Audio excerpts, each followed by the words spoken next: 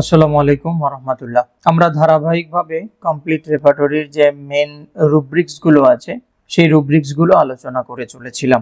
মাঝখানে কয়েকটা দিন বন্ধ ছিল ব্যস্ততার কারণে। আবারও শুরু করছি। পূর্বেও বলেছি, আজ আবারও বলছি, আমাদেরকে অবশ্যই রেপার্টরি দেখতে হবে, শিখতে হবে, চর্চায় রাখতে হবে। অনেক বড় একটা সমুদ্র বলা চলে, চর্চা না থাকলে এটা কখনোই মনে রাখা সম্ভব না। এজন্য আপনারা নিজেরা গ্রুপ করতে পারেন, নিজেদের মধ্যে ডিসকাস করতে পারেন, আবার কারো সান্নিধ্যে থেকে এটার চর্চা চালিয়ে যেতে পারেন। আমি যেমন আপনাদের সঙ্গে কথা দিয়েছি, পুরো কমপ্লিট রেপার্টরির মানসিক চ্যাপ্টারের যে রুব্রিক্সগুলো আছে, মেইন রুব্রিক্স, সেগুলো আপনাদের সঙ্গে আলোচনা করে দেব এবং আপনাদের সহযোগিতা পেলে আশা করি সামনে এগিয়ে যেতে পারবো। আজকের পর্বে আমরা যেইখান থেকে শুরু করছি, গতদিন আমরা যেইখানে শেষ করেছিলাম তার আগ থেকে আপনারা যারা দেখেছেন নিশ্চয় অবগত আছেন। গতদিন আমরা শেষ করেছিলাম অ্যাফেক্টেশন নিয়ে। এইখানে আমরা অ্যাফেক্টেড ইজিলি থেকে আজকে আমরা শুরু করব। এই যে আমার হলুদ কালি দেখতে পাচ্ছেন, আমি এটাকে যদি ক্রস রেফারেন্স করি এবং আমার ছবিটাকে যদি ছোট্ট করে দিই আপনাদের দেখার সুবিধার্থে, তাহলে দেখতে পাচ্ছেন ক্রস রেফারেন্সে affected easily সাবরুব্রিক্স দেওয়া আছে horrible things, sad story, affect, profoundly, aggravation।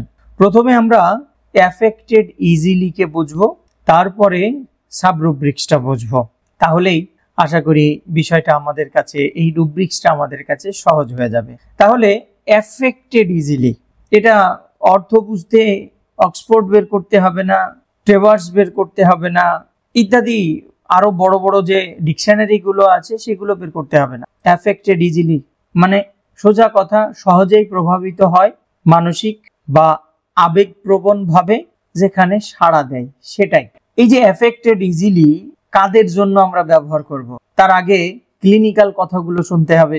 যেমন ধরেন কোনো একজন রোগী আপনাকে এসে বলছে, কদিন আগে আমার বাবা মা আমাকে নিয়ে কথা বলছিল, তো আমার ছোট বোনটা হওয়ার পর থেকে বাবা একটু আমাকে অন্যভাবে দেখে। এটা রোগীর কথা। তো মনে হচ্ছিল যেভাবে কথা বলছে বাবা, তাতে মনে হচ্ছে যে আমার সমালোচনা করছে বা আমাকে তাচ্ছিল্য করতেছে, সে এটা সহ্য করতে পারছে না। দেখেন, তার প্রথম মনের ধারণা তার বোন হওয়ার পর থেকে তাকে অবহেলার চোখে দেখছে। এরপরে হচ্ছে তাকেই ডেভেলপ করার জন্য বাবা মা যে ডিসকাস করতেছে, তার মনে হচ্ছে তাকে সমালোচনা করছে বা তাচ্ছিল্য করছে। এক ক্লিনিক্যাল কথা বলছি। এরপরে কোনো কারণে মলমালিন্য হতেই পারে, সামান্য বিরোধ, কথা কাটাকাটি হতেই পারে। এতটা মানসিকভাবে ভেঙে পড়েছে, এতটা কষ্ট পেয়েছে যে সে কষ্ট সে আর ভুলতে পারছে না। কিন্তু আর 10 জন মানুষ যদি সেখানে আসে, তাহলে তারা বলবে এটা তেমন কিছু না, কিছুই না, ধেত করে উড়িয়ে দেবে, ধেত করে উড়িয়ে দেবে। আবার ওই যে মেডোতে আছে, আপনারা সবার মনে থাকে আর কি, রোগের কথা বলতে গিয়েই প্যা করে কান্না করে দেয়। কিছু বলতে না বলতে, মানে ওই চুন থেকে পান খসলো বা পানের বোটা থেকে চুন খসলো, ওই রকম অবস্থা, কান্না পায়, মন খারাপ হয়, ভিতরে প্রচন্ড রকমের আত্মসমালোচনা বোধ কাজ করে, আবার অল্পতেই সে আঘাত প্রাপ্ত হয়।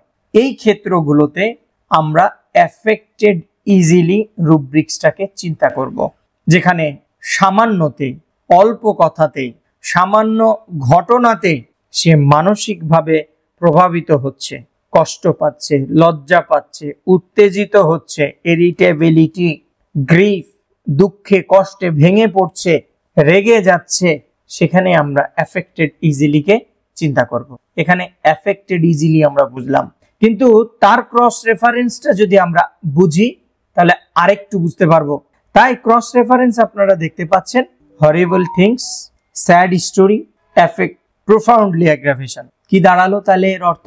কোনো একটা এমন দুর্ঘটনা ঘটেছে, এমন একটা সিচুয়েশন, এমন একটা অবস্থা তার কাছে অত্যন্ত ভয়ঙ্কর, বা বলতে পারেন ভয়ঙ্কর ঘটনা, বা কোনো একটা দুঃখ কষ্ট, কোনো একটা দুঃখ কষ্টের ইতিহাস, সিনারি, ছবি, প্রেজেন্টেশন, গল্প তাকে এমন ভাবে প্রভাবিত করেছে, ওইটা শোনার পর থেকে, ওইটা দেখার পর থেকে, ওইটা অনুভূতি করার পর থেকে বা এখনো করছে, তারপর থেকেই তার রোগের উৎপত্তি। বুঝেন কিন্তু এখানে প্রোফাউন্ডলি অ্যাগ্রাভেশন সেখান থেকে উৎপত্তি। তাহলে ওই যে এফেক্টেড ইজিলি, বুঝতে পারতেছেন তো? তাহলে কতটা তাকে আঘাত আনলো, ফলে সে আজকে অসুস্থতা বোধ করছে। আমার ক্ষেত্রে হচ্ছে না, আপনার ক্ষেত্রে হচ্ছে না, আর 10 জনের ক্ষেত্রে হচ্ছে না, তার ক্ষেত্রে হলো। তখনই আমাদেরকে রুব্রিক্স দেখতে হবে। Horrible things, sad story, effect, profoundly, aggravation. খারাপ কিছু দেখলে বা শুনলে রাতভর মাথা ঘুরে, ভয়াবহ কোনো কাহিনী শুনলেই বুক ধড়ফড় করে, ঘুম আসছে না।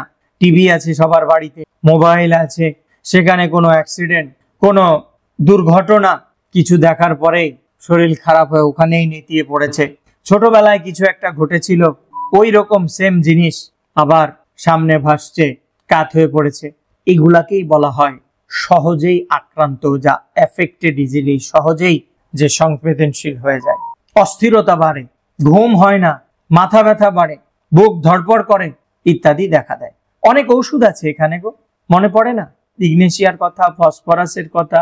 এই যে সে প্রথম থেকেই দুর্বল, মানসিকভাবে কিছুই নিতে পারছে না, সাইলেশিয়া, স্ট্যাফিক সিগ্রিয়া, আর্সেনিকের কথা। এগুলো অত্যন্ত অত্যন্ত গুরুত্বপূর্ণ।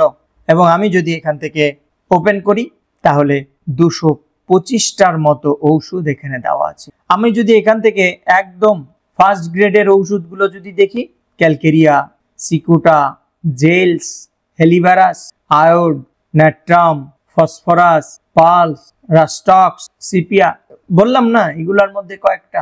সব তো আর মাথায় থাকে না, থাকবে না বিদায় তো রেপার্টরি রে বাবা, থাকবে না বিদায় রেপার্টরি। আমি এখান থেকে লেভেল 3 সেখানে যাই, দেখেন কতগুলো ওষুধ। মেডোর নাম কইছিলাম, এই দেখেন এখানে আছে, না দেখেই কইছিলাম তখন, এখন তো স্পষ্ট দেখতে পাচ্ছেন। এই যে স্ট্যাফিক সিগ্রিয়া, মেডিকেল লাইনগুলো পড়েন আর এখানে আমার কথাগুলোর সঙ্গে মেলান।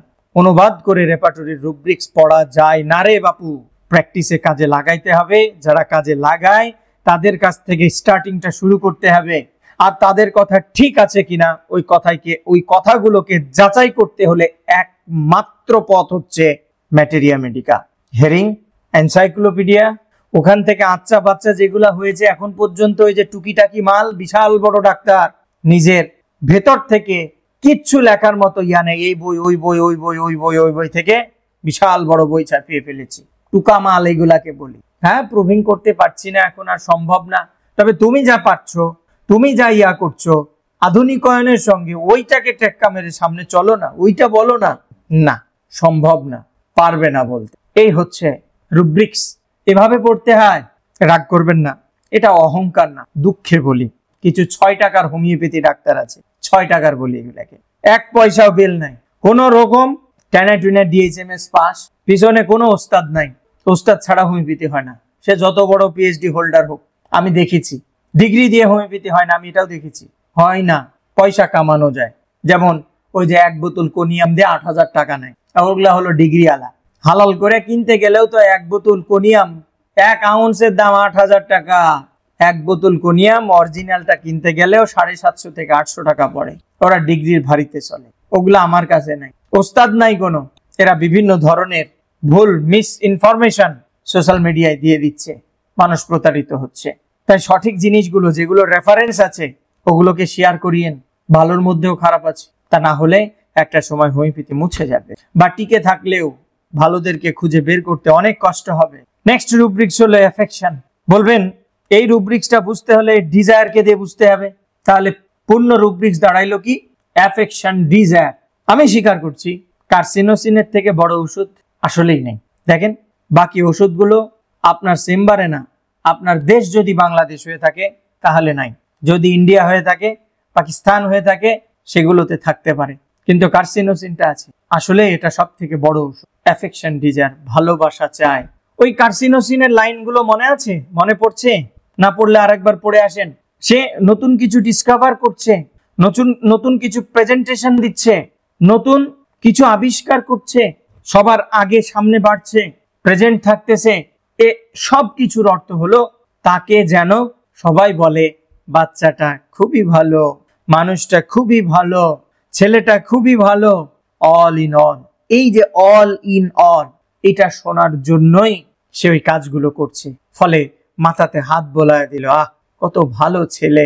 এই যে আদর, সোহাগ, ভালোবাসা, এটা চাওয়ার জন্য, পাওয়ার জন্য সব সময় আগে দৌড়ায়, এমনিতে কিন্তু না। তাহলে বলবেন এটা যেহেতু পজিটিভ দিক, তাহলে এমনি অমনি যাই বলেন না কেন, না এর ভালো খারাপ দুটো দিকই আছে।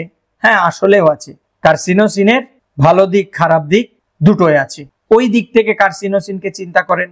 আমি এখন যে ব্যাখ্যা বলবো, দেখেন তার সঙ্গে যেহেতু আমি এখানে নিজেও স্বীকার করছি carcinosin one of the best remedy affection desire, আপনারা ওইখান থেকে পড়ে আসেন, মেলান আমার কথাগুলো।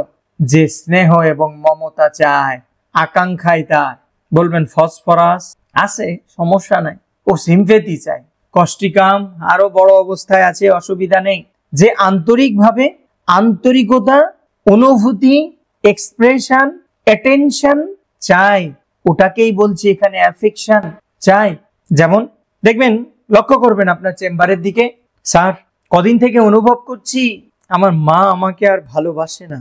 মা চাকরি পেয়েছে, ওর পেছনেই দৌড়াচ্ছে। গেল তো, মানে কি চাচ্ছে? অ্যাটেনশন চাচ্ছে মায়ের। কিন্তু মা 8টা-9টা অফিস করে, সকাল 8টায় যায়, রাত 9টায় আসে, এরপরে খুন্তি দিয়ে কিছু রান্না করে ঘুমিয়ে যায়। কখন সময় দেবে? কিন্তু মাঝখান থেকে এর ভালোবাসা কমে গেল। কেউ বা এসে বলবে খুব কষ্ট করে মানুষ হয়েছি, ছোট থেকে বাবার আদর পাইনি। ছোট থেকে কি পাইনি? বাবার আদর পাইনি। কেউ এসে বলবে ছোট থেকে মার আদর পাইনি, নানা নানির বাড়িতে, মামা মামির কাছে, চাচা চাচির কাছে, অমুকের বারান্দায়, অমুকের টঙের নিচে লাথি চড় খেয়ে মানুষ হয়েছি। আলহামদুলিল্লাহ, পরিশ্রম করে আল্লাহ দিয়েছে। কিন্তু স্যার এখনো মনে পড়ে, জানেন তো, বাবা মার আদর পাইনি। আরে বাপু, ক্যান্সার বডিতে হওয়া না, মনে ক্যান্সার অলরেডি হয়ে গেছে, লাগান কার্সিনোসিন। এখনো আকাঙ্ক্ষা, এখনো মনে কষ্ট, এখন যদিও সে পরিপূর্ণ, তারপরে ওই যে প্রবাদ একটা বাক্য আছে না, সবাই সব দিক দিয়ে পরিপূর্ণ হতে পারে না, পারে না। পৃথিবীটা এমনই, পৃথিবীটা এমনই। কেউ বা এসে বলবে ওই যে পালসেটিলার ক্যারেক্টার যেটা, ইগনেশিয়ার ক্যারেক্টার যেটা, স্যার জানেন তো, কেউ একটু মিষ্টি করে ভঙ্গি নিয়ে কথা বললেই তার প্রেমে পড়ে যায়, এরপরে আমাকে ছ্যাঁকা দিয়ে বাস দিয়ে তাড়িয়ে দেয়। আবার পড়ি, কেন? ওই যে মাঝখানে একটা ভালোবাসা পরিপূর্ণ হচ্ছে না, ফলে এর কাছে ছ্যাঁকা খেয়ে, ওর কাছে ছ্যাঁকা খেয়ে, তার কাছে ছ্যাঁকা খেয়ে ও চলতেই আছে ওই মানুষটার মতো লাথি চড় খেয়ে, বাবা মার ভালোবাসা না পেয়ে আজ যে অবস্থানে, তারপরেও পরিপূর্ণ হয়নি। ঠিক তেমনই, ঠিক তেমনই। তারপরে মাঝে মাঝে মনটা খারাপ হয়, কেন? অতীতের দুঃখ কষ্টগুলো শুনে, দুঃখ কষ্ট শুনে। কদিন আগে একটা মেয়ের কথা বলি, আমাদের হোমিওপ্যাথিতেই পড়ে, ছেলেটা ইঞ্জিনিয়ার, কিন্তু মেয়েটা ভালোবেসেছিল একটা ছেলেকে, সে হোমিওপ্যাথি ডাক্তার। তার স্বপ্ন ছিল তার সাথে ঘর বাঁধবে, কিন্তু কোনো এক কারণে ওই ছেলেটার সঙ্গে মনোমালিন্য হয় এবং ওই মেয়েটা পাগলের মতো ওই সব কিছু তার বাবা মার সঙ্গে লাইফ শেয়ার করে। ফলে বাবা মা একদম কাট অফ। আজ সে বুঝতে পারতেছে যে ছেলের সঙ্গে বিয়ে হয়েছে, তার ওরসে একটা বাচ্চা, সে মূলত এসছে আমার কাছে ওই বাচ্চাটা নষ্ট করার জন্য। কেন? এই ওরসের সন্তানটা তো ওর হওয়ার কথা ছিল, এর না। আজও তাকে ভুলতে পারেনি, আজও চাই তার ওরসের সন্তান হোক। কিন্তু ওই ছেলেটাও আজ বিয়ে করে দুটো সন্তানের বাবা হয়ে গেছে, কিন্তু ভুলতে পারেনি। এই ইঞ্জিনিয়ার ভোলাতে পারেনি। একমাত্র হোমিওপ্যাথির দ্বারাও সম্ভব এই ধরনের মন মানসিকতাকে পরিবর্তন করা, পরিবর্তন করা। একদম প্র্যাকটিক্যাল কথা বলছি চেম্বারে, এই রুব্রিক্স গুলো আমাদের তখন প্রয়োজন হয়। দেখবেন তো, affectionate desire, affection desire, desire, বাস। আশা করি এই রুব্রিক্সটা আপনারা কি বুঝতে পারলেন। ডিজায়ার আছে, তারপরে চিলড্রেন, দেখেন এ সিঙ্গেল রেমেডি কার্সিনোসিন, বক বক বক বক করতেছিলাম কার্সিনোসিন নিয়ে। ডিজায়ারে পালসেটিলাকেও বললাম, এ দেখেন ফসফরাসকেও বললাম, আছে মিলে বাপু, মেলে, এগুলা না দেখেই বলছি, মেলে। এরপরে আচ্ছা, next rubrics affectionate, affectionate, affectionate. এখানে 99টা ওষুধ আছে, দেখতে পাচ্ছেন। আমি যদি ফুল স্ক্রিন করি, এই হচ্ছে অবস্থা। এবং লেভেল 4-এ কোনো ওষুধ নেই, যা আছে লেভেল 3-তে। অ্যাফেকশনেট, এই অ্যাফেকশনেট আমরা কখন ব্যবহার করব? এর অর্থেও বাংলা যদি বলি মমতাময় আবেগ প্রবণ স্বভাবের, মানে আরেকজনের প্রতি আগেরটা নিজে চাইলো আর এ অন্যের প্রতি স্নেহ ভালোবাসা প্রকাশ করছে, যা সে যেমন ভালোবাসা দিচ্ছে ঠিক গ্রহণ করতেও ভালোবাসে। ভালোবাসা দিতে, প্রেজেন্ট করতে এবং গ্রহণ করতে, অ্যাকসেপ্ট করতে ভালোবাসে। আচ্ছা, আমরা এই ধরনের রোগীর মধ্যে কি পাবো? ধরেন ফুল কেস টেকিং করার পরে এদের মধ্যে আবেগ, সহানুভূতি অবশ্যই পাবেন, আদর যত্ন দিতে এবং পেতে আগ্রহী সেটাও পাবেন, সহজেই বন্ধুত্বপূর্ণ আচরণ করে সেটাও পাবেন, পরিবার বন্ধু বান্ধবের প্রতি খুব আবেগ জড়িয়ে আছে সেটাও পাবেন। এক কথায় আবেগের ডিগ্রি যদি 100 হয় এদের মধ্যে 200 পাবেন। এতটা এরা আবেগপ্রবণ, এতটা এরা আবেগপ্রবণ। দেখেন ওষুধগুলোর দিকে তাকান, ফসফরাস আছে, কার্সিনোসিন, ইগনেশিয়া আছে। আমরা যদি সেকেন্ড স্টেজেও যাই তারপরেও তো কতগুলো ওষুধ আছে, মোট 99টা ওষুধ আছে। দেখেন অল্টারনেট উইথ ভায়োলেন্স, খুব আদর মমতা ভালোবাসা, তারপরেই বাস এক বিভৎস রূপ। তারপরে কি? চিলড্রেন কিস অ্যান্ড কেয়ারস, একটা বাচ্চা গিয়ে কি জড়িয়ে ধরে চুমু দিয়ে দিচ্ছে, চুমু দিয়ে দিচ্ছে। এই আগের রুব্রিক্সটা বড়দের ক্ষেত্রে ব্যবহার করলেও, বাচ্চাদের ক্ষেত্রে ব্যবহার করলেও আমি এই রুব্রিক্সটা বিশেষভাবে ব্যবহার করেছি বাচ্চাদের জন্য। বাচ্চাদের জন্য ব্যবহার করেছি, জড়িয়ে ধরে কিস করছে।